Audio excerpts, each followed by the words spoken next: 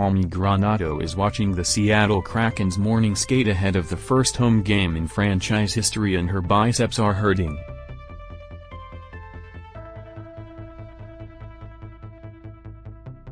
The Hall of Famer has been in the city less than 24 hours, but it's been go, go, go, since she arrived.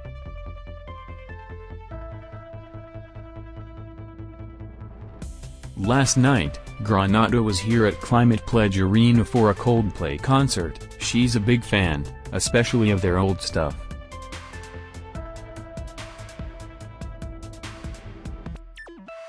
She was singing along, up in a box, though she wished at times she'd been down on the floor, dancing.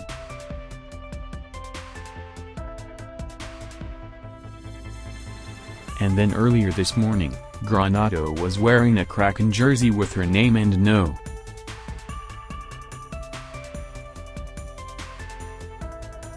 21 on the back, standing as high as a person can safely stand on Seattle's Space Needle, yanking on a rope to raise a Kraken flag to the needle's very top.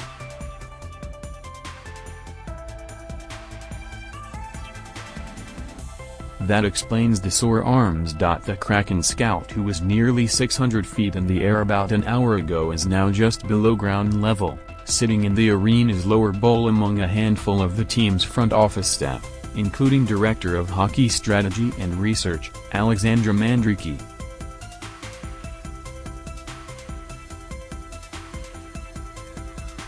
A couple weeks ago, Mandrycky, Granato and GM Ron Francis were in a box at Rogers Arena for a preseason game against the Vancouver Canucks.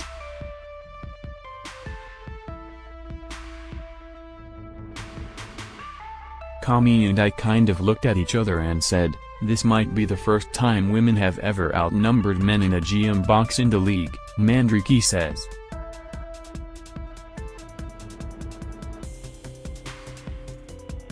"I think we've had a lot of moments like that. When the skate ends, Granato gets up from her seat, and the bottom of the Kraken jersey she had on for the flag raising peeks out below her zipped-up black rain jacket. Those Kraken blues really do pop."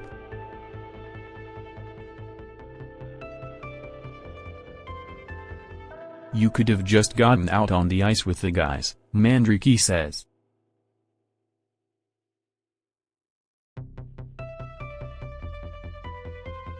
Granato smiles and shakes her head. "After pulling that flag up, my biceps are just," she says, scrunching her face up.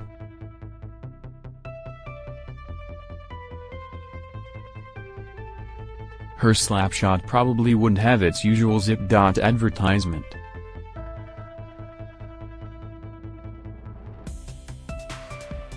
This is Cammi Granato's first full-time job in hockey since she was still out on the ice as the greatest American woman to play this game, and one of the greatest the sport has ever witnessed, period.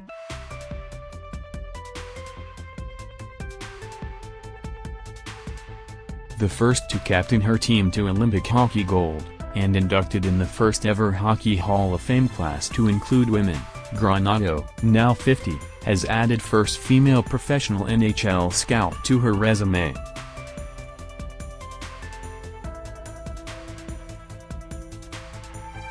That last first could have come a lot sooner if Granato's primary focus was trailblazing.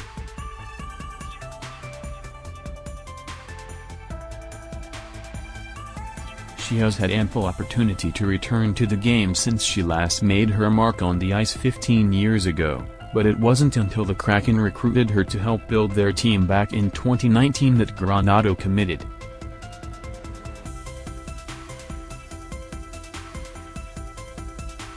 The timing and nature of the role were good fits for her family, but that doesn't tell the whole story.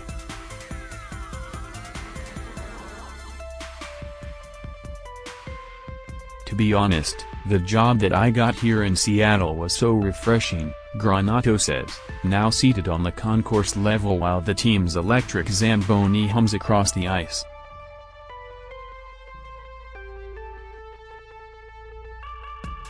"So refreshing.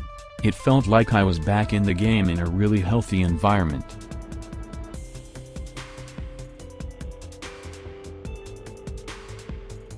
Ah, yes, a healthy environment. Those words are beautifully refreshing in and of themselves.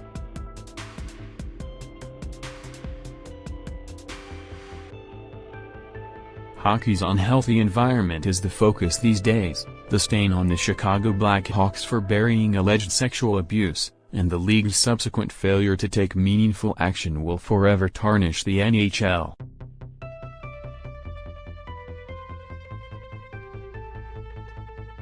For hockey fans desperate to cling to something that feels even a bit hopeful, Seattle offers somewhere to turn, even if the on-ice results aren't there yet.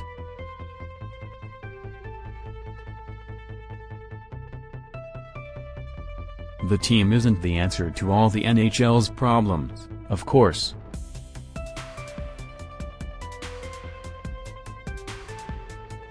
Far from it. But seeing Granato here is one of the clear signs the Kraken are doing things differently.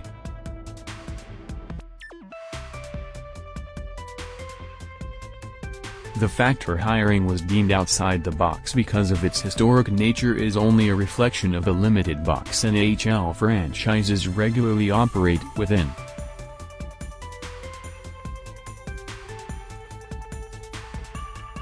Seattle is signaling change in the way this team is run, and it had to in order to land Granato.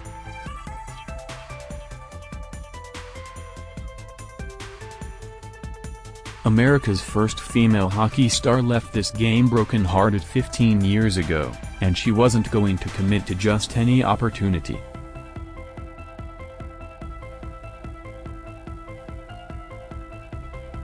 Nobody ever really called Granato Catherine, even if that's the name written on her plaque in the Hall of Fame. Cammi is in brackets, even if that's what her parents, Natalie and Dawn, had printed on her birth certificate.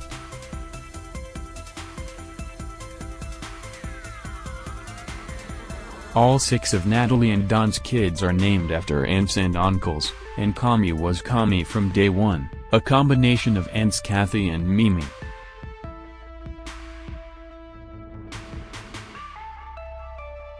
All 4 brothers named for uncles wanted their younger sister to be a goalie, so they'd have someone to shoot on.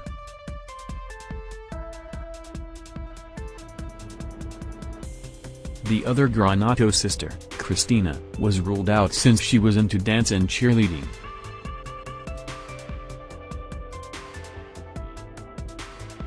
But the boys couldn't convince Cammi. Instead, she played forward, often alongside them and always on boys' teams until she was 16.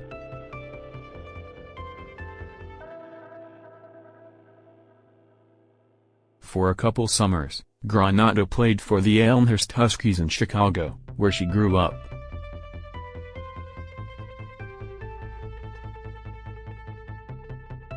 Ricky Alczajek, now the Kraken's assistant general manager, was a teammate when they were 15 and 16 years old.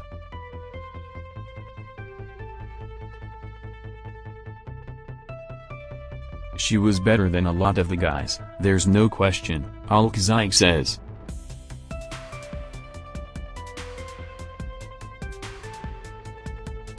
Very skilled and very smart, such an intelligent player. We wanted players who could help us win, and that's what Cammi could do.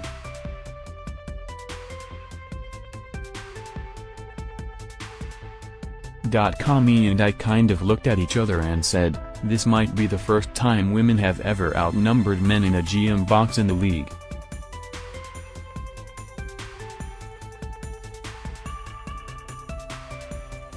It was around the same time, though, that Granato realized that while her brothers and teammates were still getting bigger, she wasn't. She'd tap out at 5'7".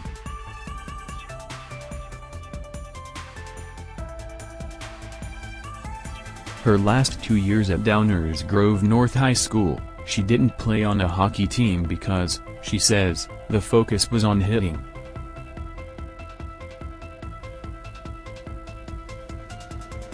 The American women's national team had just been established, but there wasn't yet a world championship or Olympic tournament to aspire to.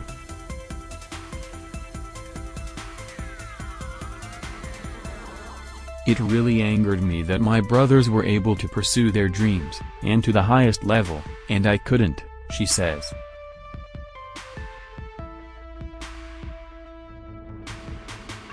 Her plan was to resume hockey in college on a women's team. The trouble was the Granatos' home phone wasn't exactly ringing off the hook with recruitment calls.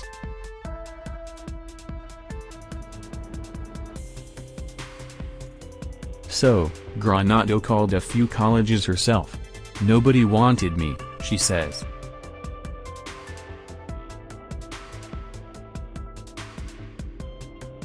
Just when she thought she was out of options, the assistant coach at Providence College invited her to play for the Friars.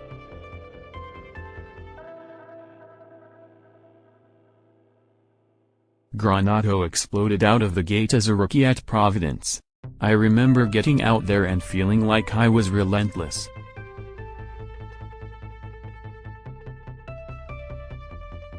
It was like letting me out of a cage, you know what I mean? She says, laughing.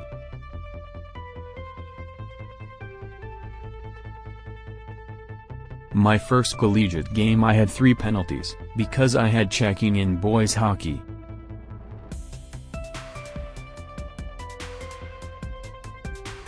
And then I was like, oh boy, I've really got to dial it down.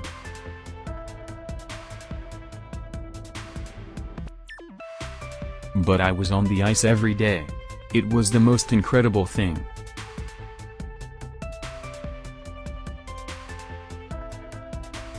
And I was one of those players. I had to score. I felt like if I didn't, I wasn't doing my job.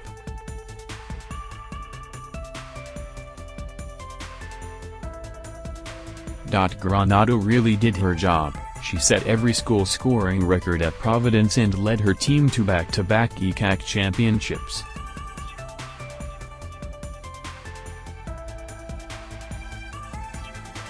Her 139 career goals and 256 points still stand as the best numbers posted in either the men's or women's programs, something Kraken forward Brandon Tanev knows well.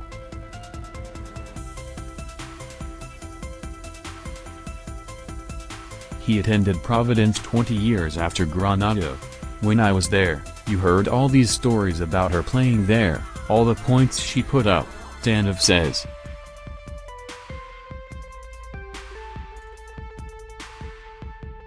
She was one of those really special alumni you'd always hear about.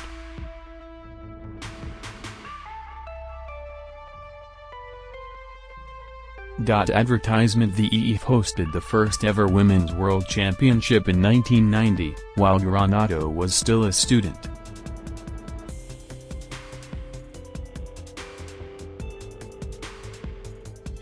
The moment the 19-year-old got her Team USA jersey, she immediately threw it on over her t-shirt.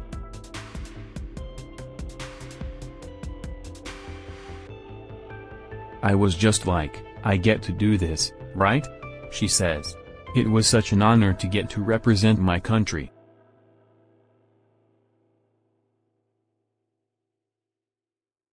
Her older brother, Tony, had earned the opportunity for 6 straight years in the 80s, but she never figured she'd have the chance herself.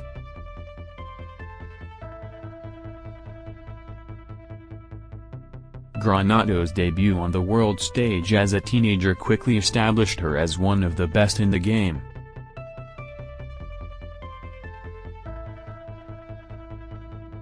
She had 14 points in 5 games, and though Team USA didn't win that tournament in Ottawa, started her dreaming again about where the game might take her.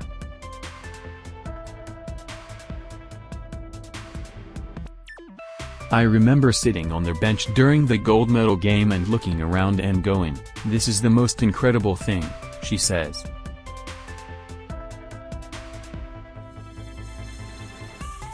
Even though we were losing and we didn't win gold, I was literally in awe over the moment of, look at where women's hockey is.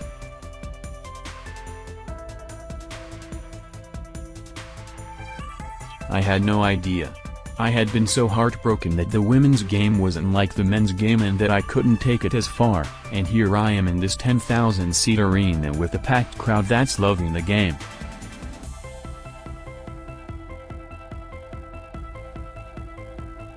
8 years later, Granato was selected as captain of the American team that went on to win the first Olympic gold in women's hockey history.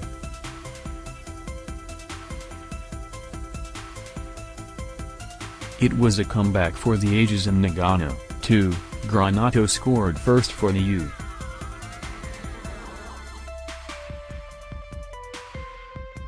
U.S. and after the Americans found themselves down 4-1 in the third, they answered with 6 straight goals, including the second from their captain.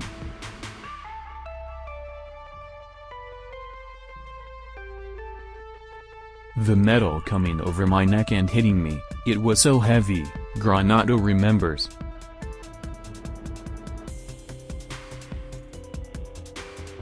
"I literally wanted to curl up and cry, because there's so much emotion."